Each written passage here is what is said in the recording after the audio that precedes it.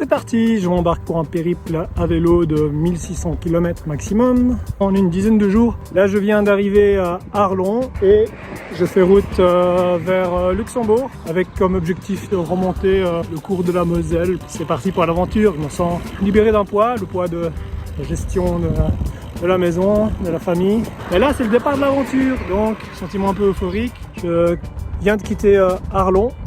Direction Luxembourg, puis la Lorraine, Nancy, Metz. Aucune idée de combien je vais faire de kilomètres aujourd'hui. Les conditions sont presque parfaites. Je dirais même qu'il fait un peu trop beau, un peu trop chaud. Mais on va pas s'en plaindre. Première frontière traversée. Me voici maintenant au Luxembourg.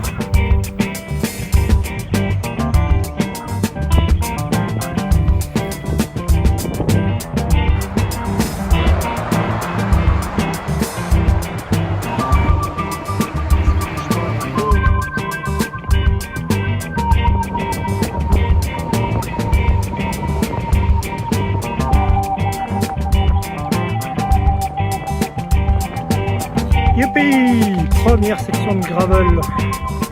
J'ai roulé un petit moment avec un groupe de Bruxellois, une bande de potes qui partaient faire une petite boucle en Lorraine. Je continue ma route vers la frontière française.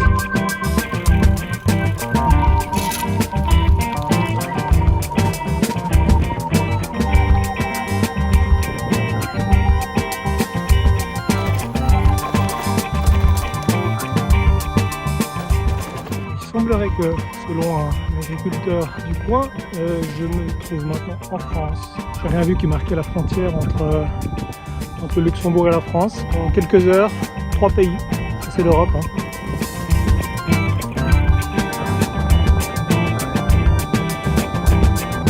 Rodemack.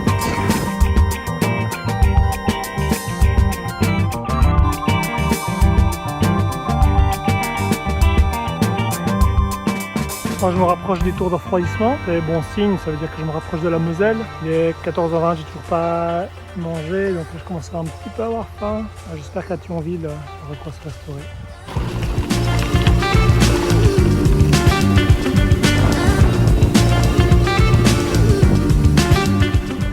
Me voilà au bord de la Moselle. Le temps commence à changer, des cumulonimbus qui se sont formés. J'espère que je ne vais pas me prendre l'orage sur la tronche.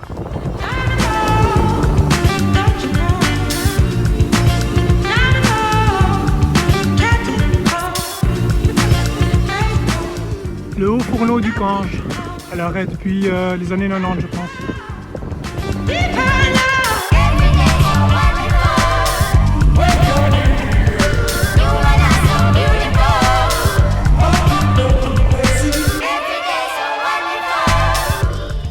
Suggestion du gars que j'ai rencontré le long du canal. Là, je me suis arrêté à la petite buvette, là, le vélo de Max en bord de Moselle, super sympa, très bonne ambiance. Et là, c'est reparti. Prochain objectif, traverser Metz et puis après Metz, Pont-à-Mousson, Nancy.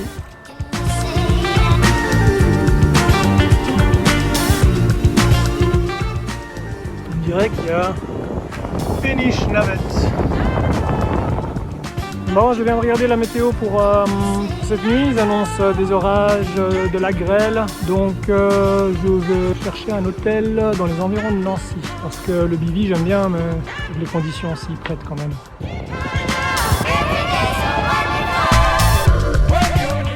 L'abbaye de Pont-à-Mousson.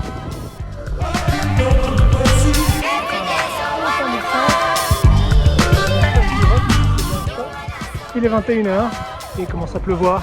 Il me reste 13 km pour arriver jusqu'à Nancy. J'espère pouvoir y trouver facilement un hébergement, un hôtel, une auberge de jeunesse, quelque chose comme ça.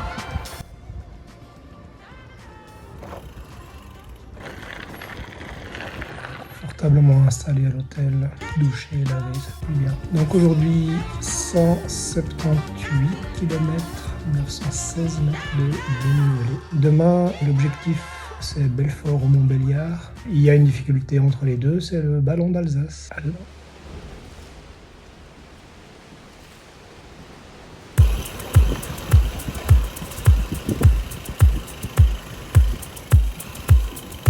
Ok, entrée monumentale, la place Stanislas à Nancy. C'est quand même impressionnant. Hein. Donc des dorures en veux-tu en voilà. Des façades en marbre blanc.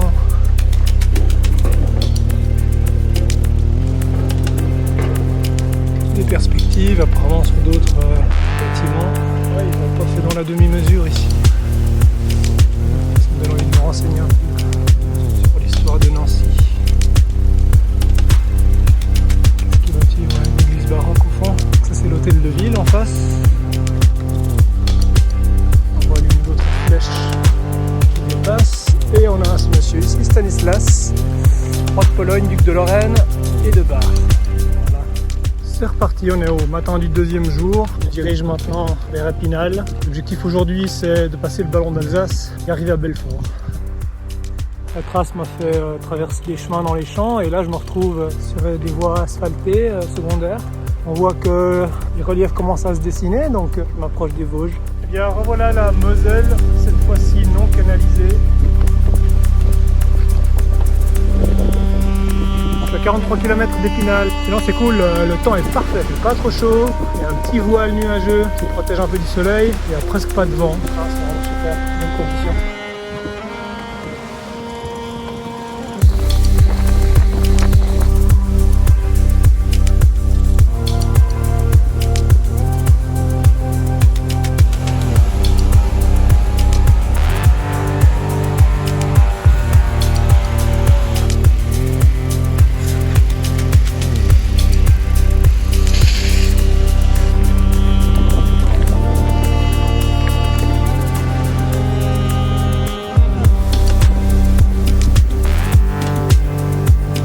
Voilà le massif des Vosges, c'est précis à l'horizon. Je suis techniquement déjà dans les Vosges. Et j'ai quitté la Moselle pour m'attaquer aux pentes qui m'amèneront à Remiremont. Puis le ballon d'Alsace, je me demande si c'est ce truc là qu'on distingue au long ou pas.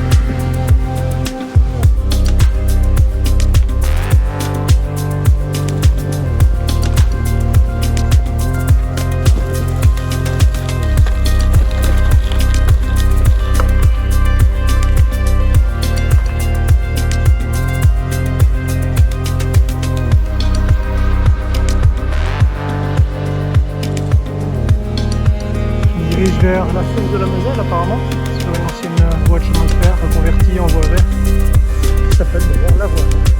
Et qui remonte cette vallée jusqu'au col, vraiment, où ça commence vraiment à monter. C'est assez cool. Je craignais qu'il pleuve sur le ballon, apparemment, en l'état actuel des choses, oui, il pleut bien.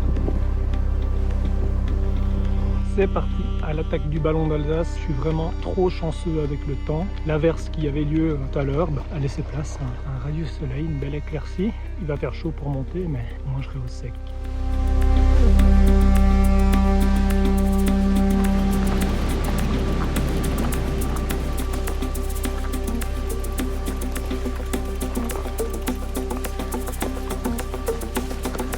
Deux kilomètres. De cette pente, je sais pas à quel moment je me suis dit ça peut être sympa de faire ça. Mais la nouvelle c'est que ça continue. Vive le hike balik.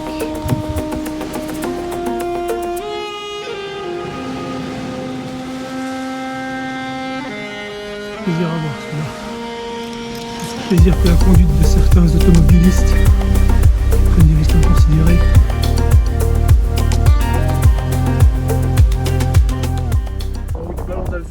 Je crois que je ne vais pas tarder parce qu'il y a un gros truc noir là qui sera... Au jour 2, j'ai parcouru 170 km avec 1600 mètres de dénivelé positif, incluant le ballon d'Alsace, donc étape relativement plate. Après être passé sur le ballon d'Alsace, je suis fait héberger par Thibaut. Merci à toi Thibaut. Alors là on est voilà, sur une place très 19e, comme l'atteste la date sur des statues, avec des jolis bâtiments.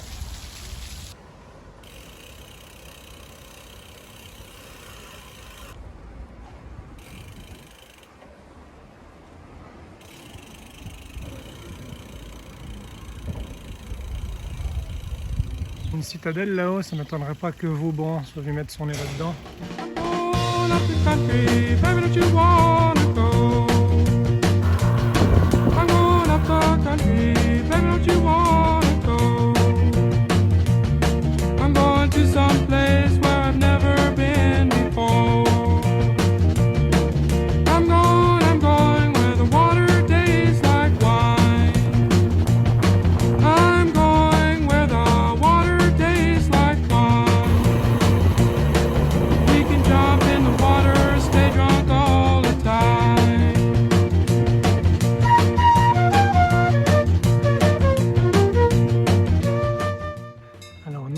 pas encore en Suisse.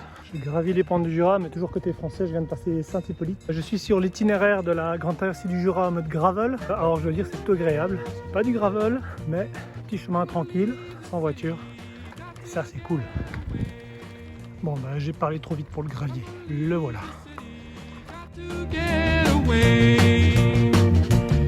All this fussing and fighting, man, you know I sure can't stay. On a la balise pour la Grande Traversée du Jura en mode gravel, bien balisée pour l'instant.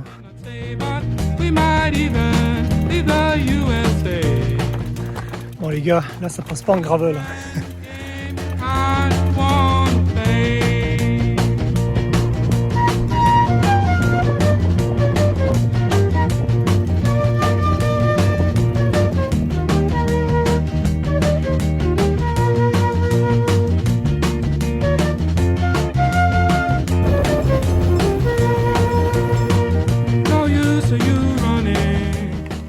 Et là, j'ai l'impression que je vais m'engager dans une galère.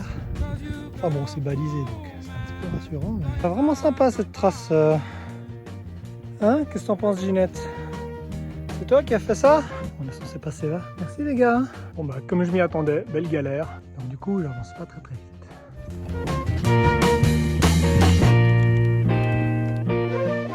Voilà, ça c'est gravel. Dernier kilomètre en France avant de passer du côté suisse par le Saut du Doubs.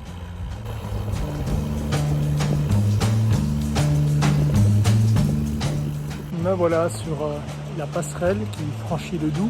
Là, me voici en Suisse.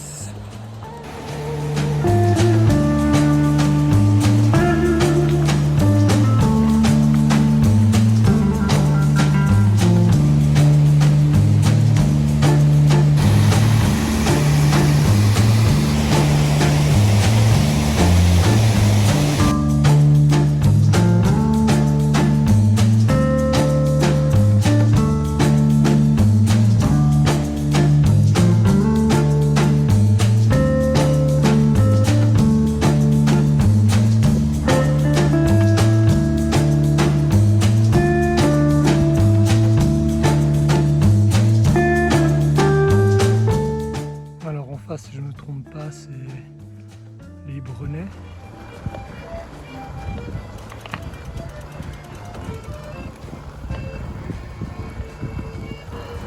Alors me voilà au loc là, après de passer par les Brenets quand même. Ça me faire plaisir, je me ferai une pizza ce soir parce que ce sera certainement camping à la Belle Étoile. Je tombe sur ce bâtiment que je trouve assez particulier.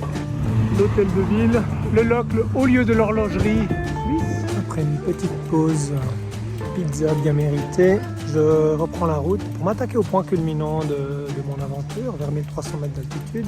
Et je n'ai pas d'hébergement pour ce soir, donc ce sera Bivy.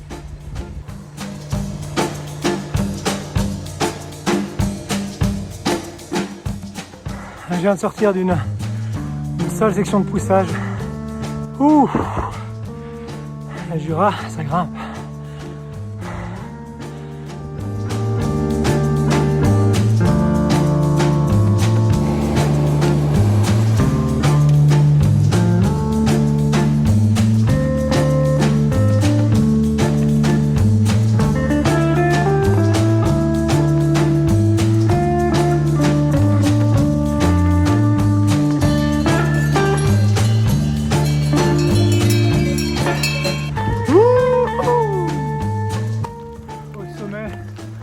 Là-bas il y a l'antenne.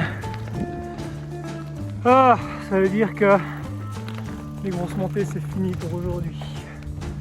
Je m'arrête en bas avant la dernière grande montée de ce voyage. Après c'est que des petits trucs. Ah, c'est beau. Et ça a une saveur toute particulière quand on est venu depuis la Belgique jusqu'ici. Ça le rend le moment un peu plus beau.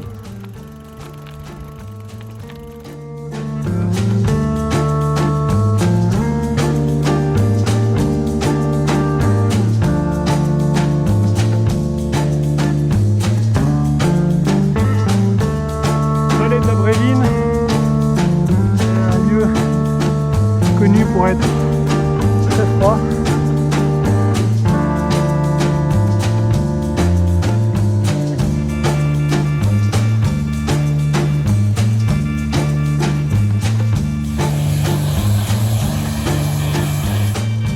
Et des fois, la vie nous réserve des chouettes surprises. Discuter un peu avec le gars qui lavait son Manitou là. Je lui ai demandé de laver le vélo. Et puis il m'a invité à dormir dans le chalet de ses parents. Et du coup, c'est lui en voiture derrière moi là qui va m'indiquer où se situe le truc. Bon, évidemment, comme tout dans la vie, ça se mérite. Dernière grimpette de la journée. Oh, quelle histoire de ouf. Donc, je vois ce gars là, Jean-Marc, c'est que vous venez de voir sur l'extrait, qu'il avait son Manitou à la haute pression. Puis je me suis dit, bon, mon vélo il est dégueulasse, j'arrive à chevronnner demain, je voulais justement le nettoyer, l'entretenir et tout. Et du coup, je m'arrête et puis je lui demande si je peux passer un petit coup sur le vélo. Ouais, super sympa, pas de problème. On donne un petit coup au vélo, puis on commence à discuter. Je lui raconte mon voyage et puis où je comptais dormir ce soir, genre la Belle Étoile. Puis il me dit, ah, mes parents ils ont un petit chalet juste en haut là, si tu veux, tu peux dormir. Bah écoute, oui, j'accepte. Il m'a invité à boire un coup chez lui.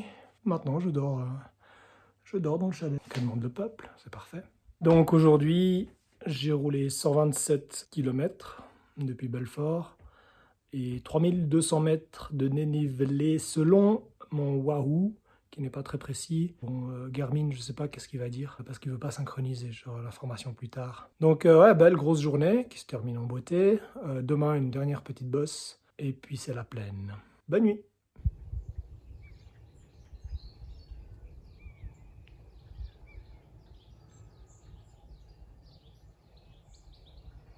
Voilà, 4e jour, je me réveille devant un magnifique paysage, une petite nappe de brume s'étend au fond de la combe. Et voilà, devant moi, la dernière bosse à franchir. Merci encore Jean-Marc, qui habite juste là, de m'avoir donné cette possibilité de dormir en dur. C'est reparti, 4e jour, petite étape aujourd'hui, une 60aine de kilomètres pour arriver jusqu'à la plaine. Say hallelujah, throw up your hands, the bucket is kicked, the body is gone. Close your eyes and bow your head to rest your soul and the praise the dead. Je crois que j'y suis presque. Je crois qu'il y a ce petit col devant moi à passer et j'aurai le Jura dans mon dos. Throw up your hands, the bucket is kicked. The body is gone. Dry your eyes and stand upright. Put a smile on Si je ne me suis pas trompé, je suis au point le plus haut avant de redescendre en plaine. Et donc ça voudrait dire que je suis arrivé depuis la Belgique à la force de mes jambes et c'est assez symbolique pour moi parce que je le faisais toujours en voiture. Et là, de le faire à la force de ses propres jambes, ça a une signification singulière que j'avais envie de documenter. Il est arrivé sur le balcon du Jura. On voit les Alpes dans la brume, on ne voit pas le Mont Blanc. Et donc moi je vais par là-bas. Allez, c'est parti. Hallelujah.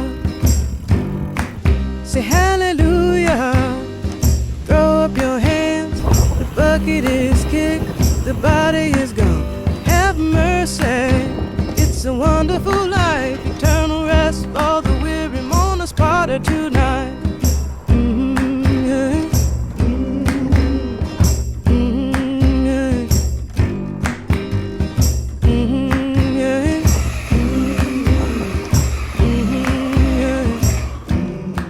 Arrivé à destination, village sur la gauche là, là où habite mon frère, ma belle-sœur, mon neveu et ma toute nouvelle petite nièce de 2 mois. Voilà.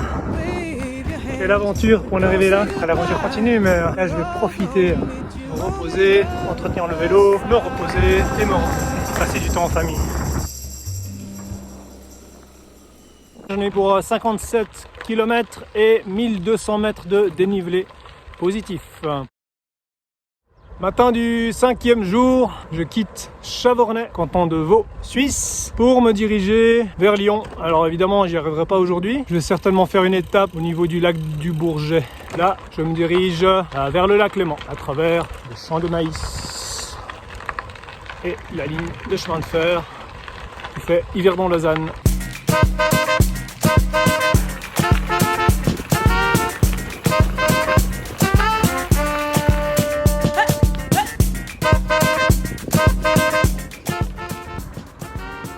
On arrive à La Sarraz et son château. village où j'ai grandi.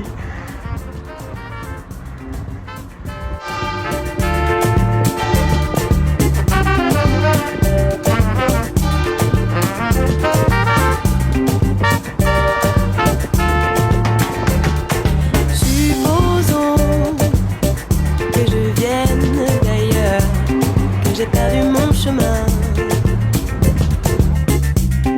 J'ai oublié le jour et l'heure et le temps qu'il fera demain. Je viendrai vous parler d'un monde qui disparut en un instant. Les siècles qui passaient comme les secondes, comme on enfile un diamant. Je viens de passer Aubonne, j'ai pas eu le courage de filmer parce que ça montait assez fort quand même. Et j'arrive dans la région viticole de la côte, grosso modo entre Morges et Genève.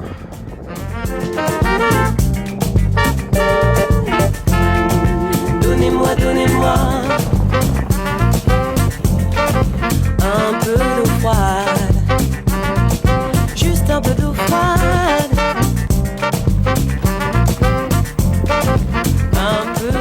On voit le jet d'eau de Genève, là on le voit distinctement, on voit le Salève derrière. Voilà, ça signifie que je vais gentiment quitter la Suisse et rentrer du côté français. Pour me délasser des effets d'un voyage encapsulé, pas besoin de luxe inutile pour apprécier la vue d'ici. Si vous saviez le ridicule d'un empire dans l'incendie.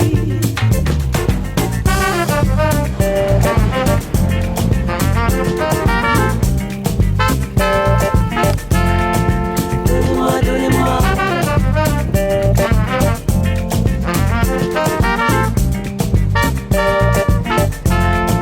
donnez-moi, donnez-moi.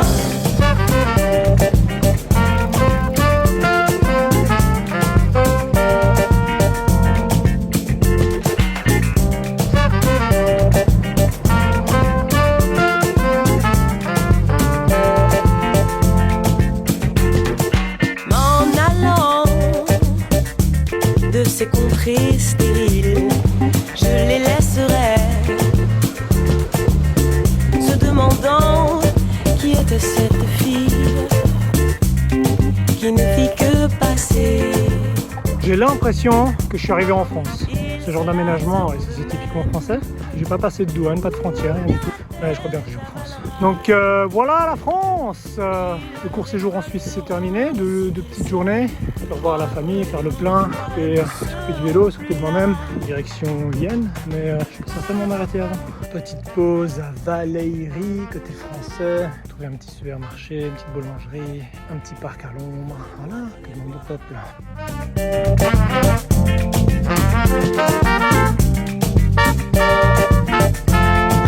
Donnez-moi, donnez-moi.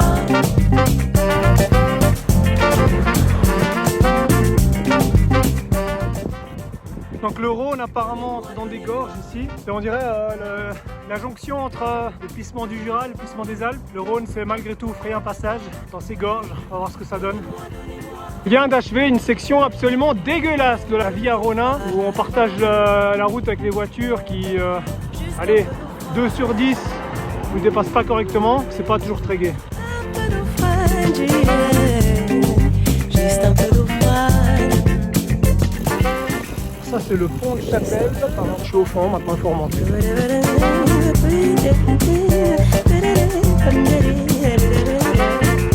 Finalement on quitte cette route de M pour avoir un itinéraire dédié. Beaucoup plus sympathique. Bah on est mieux là quand même qu'à se faire frôler par les voitures.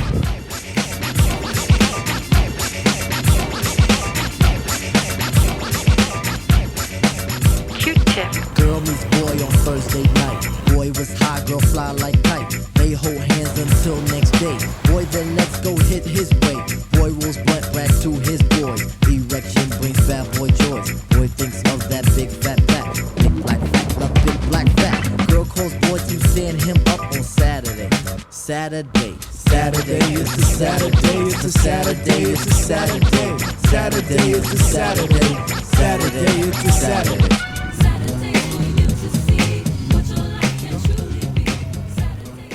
Au jour 5 de mon périple, j'ai roulé 190 km pour 1915 mètres de dénivelé positif. Je démarrais en Suisse, à Chavornay, et je suis arrivé à Saint-Jean-de-Chevelu, en Savoie. Je suis au matin du 6e jour. L'objectif, c'est de rallier Vienne. Et ça, c'est la vue sur le Mont du Chat depuis le logement de Gaëtan, qui a eu la gentillesse de m'héberger cette nuit. Encore merci beaucoup Gaëtan. Matin du 6e jour, petite étape entre guillemets, 110 km environ jusqu'à Vienne, principalement plat, il y a quelques petites côtes mais rien de bien terrible. Et demain c'est journée de repos.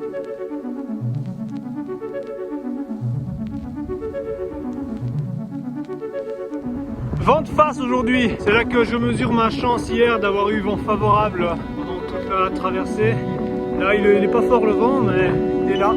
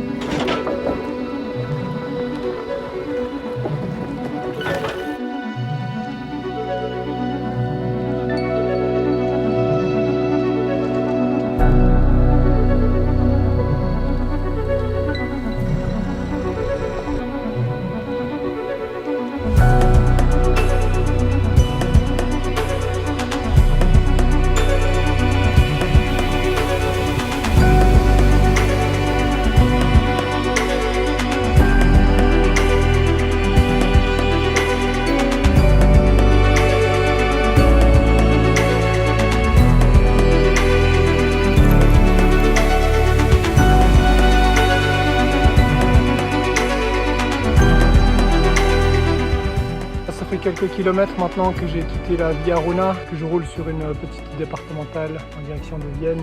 Il fait chaud. Et ben voilà, on est quand même beaucoup mieux sur du gravier. Et là, on est tranquille. Je vous montre ça devant.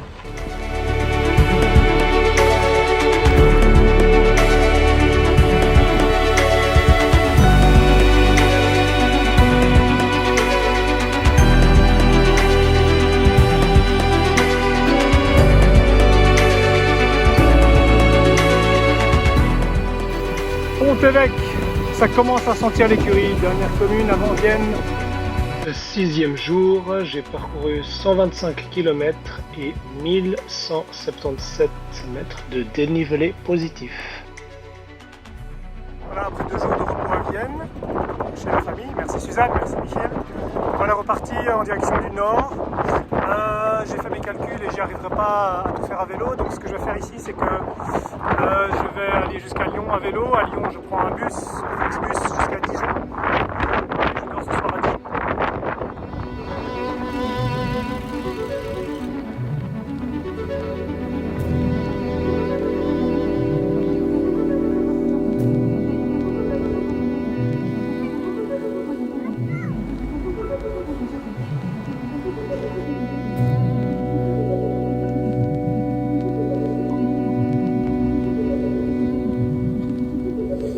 Et bien arrivé à Dijon, ils annoncent un gros orage qui va arriver dans un petit moment.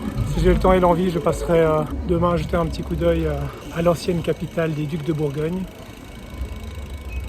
Et ce soir, je vais juste aller à l'hôtel. Bon, il s'avère que j'ai quand même fait passer le parcours par le centre-ville.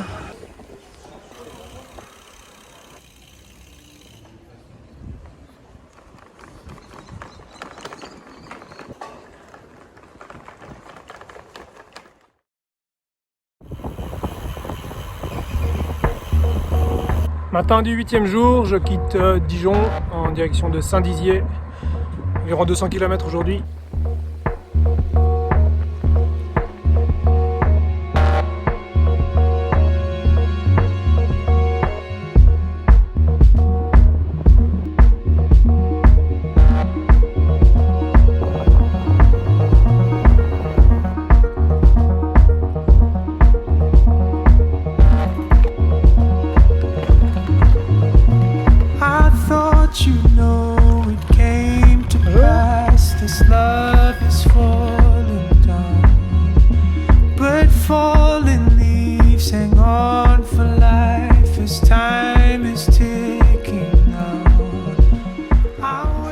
puis la montée vers Langres. It's burning to the ground. Wake from the dream without the hurt. The journey's turning round. Save me from the unknown. While I daydream, I'll leave this world to follow.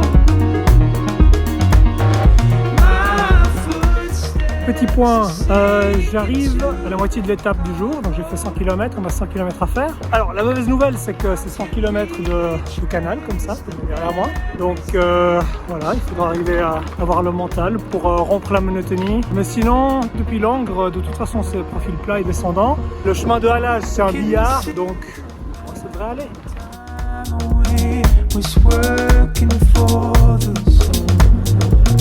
I studied all I had to face, the fear inside me grow. Save me from the unknown.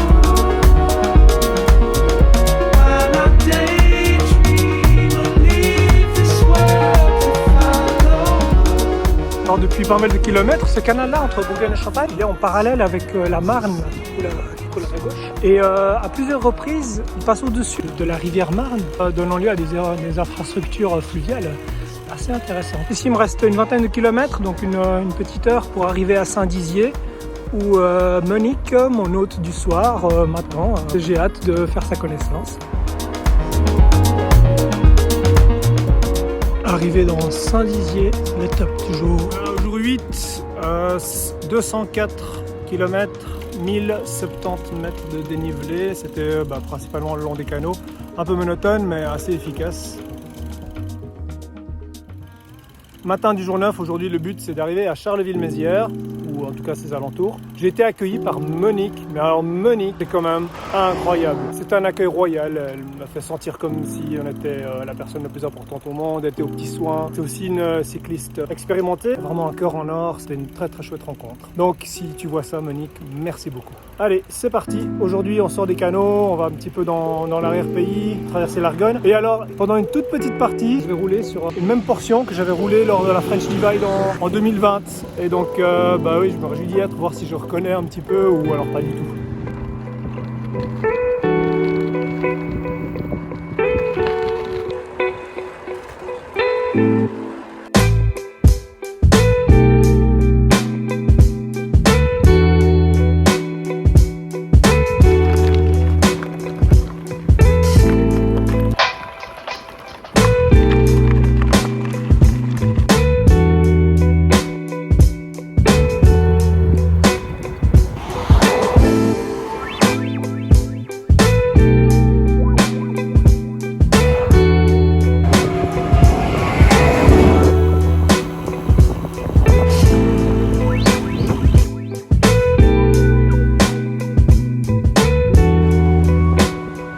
Canal des Ardennes. Je me rapproche progressivement de Charleville-Mézières. Je vais voir un castor tranquillement posé au bord du chemin de halage. J'imagine qu'il ne vient pas faire son barrage dans le canal pour qu'il y ait un cours d'eau de ce côté-là. J'ai pris un peu de hauteur là, ça fait un petit moment que je grimpe. On est bien en Ardennes, le terrain commence à se plisser par rapport à la Champagne.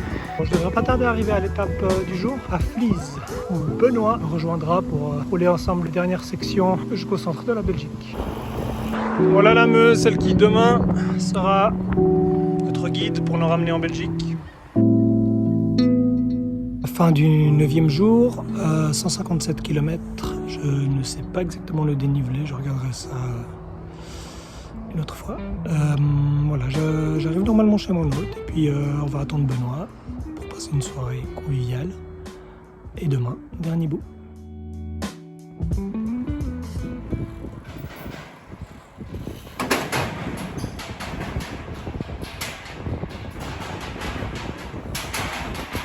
Matin du 10e jour, nous sommes à Vlies, direction Charleville-Mézières. On va remonter la Meuse jusqu'à Namur. C'est beau, tout va bien, Benoît est là. Nous avons passé une excellente nuit chez nos hôtes. Merci Pascal, merci à son épouse. pour nous avoir si généreusement accueillis. C'était vraiment un très bon moment que nous avons passé en votre compagnie.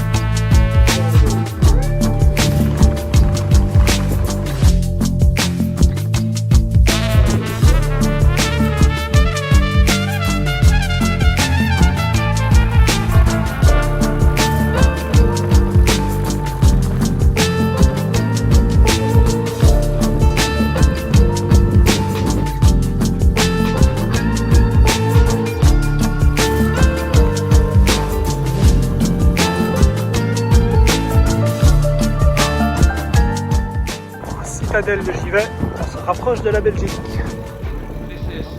Nous voilà en Belgique, on n'a même pas vu le passage. Je crois bien qu'on est en Belgique. Ouais. Voilà, la Belgique. Dernier pays, retour au Bercail. We are kind of Portugal ourselves. Special event station from Greenpeace is calling CQ and standing by.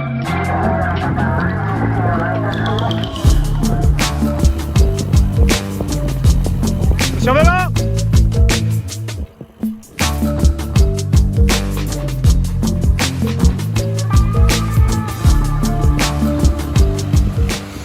Ouais, on est d'accord, c'est la merde ces voies partagées.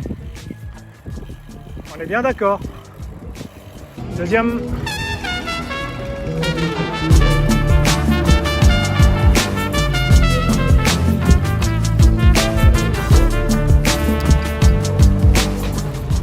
Non mais il y a qu'à mettre un petit mot, soyons courtois et ça va régler tous les problèmes.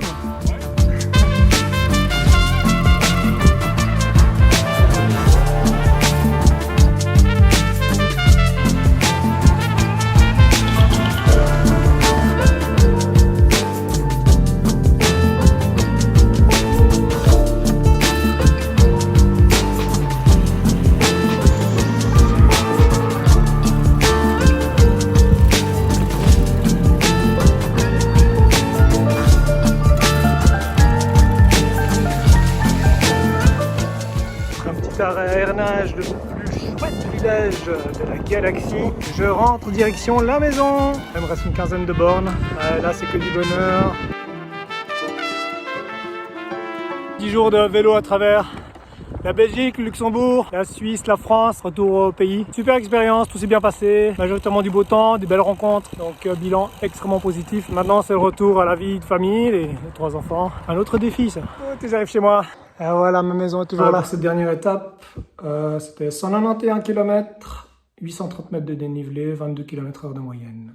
Petite présentation du vélo qui m'a permis de faire ce périple. C'est un Rose Backroad EQ parce qu'il est équipé garde-boue, dynamo dans le moyeu Shimano, un phare qui éclaire assez bien pour la nuit. J'ai même pas eu besoin d'utiliser mes lampes auxiliaires. Petite sacoche acide, sacoche de top tube, sacoche de cadre avec tous les outils. Ça c'était plutôt la nourriture. Derrière 2 sacoches un petit peu trop chargées, j'ai pris de l'équipement que je n'ai pas utilisé, notamment le bivy et les plumes pour se réchauffer. Il faisait assez chaud, j'ai pas eu besoin. Et puis j'ai aussi dormi chaque fois chez des gens ou à l'hôtel. Donc je suis parti beaucoup trop lourd, mais c'est pas grave, c'est toujours rassurant d'avoir ça au cas où on ne trouve pas à dormir. Qu'est-ce que je prends encore dire? Oui, groupe GRX 810, double plateau, 11 vitesses. Il a super bien fait le taf. Il me manquait peut-être une petite dent à l'arrière pour les monter dans le Jura. Sinon ça a été content de ce vélo. Il a bien fait le boulot. Les pneus c'est des Schwalbe G1 en 40 mm de large, en tubeless évidemment. J'ai quasi pas eu de perte de pression de tout le voyage.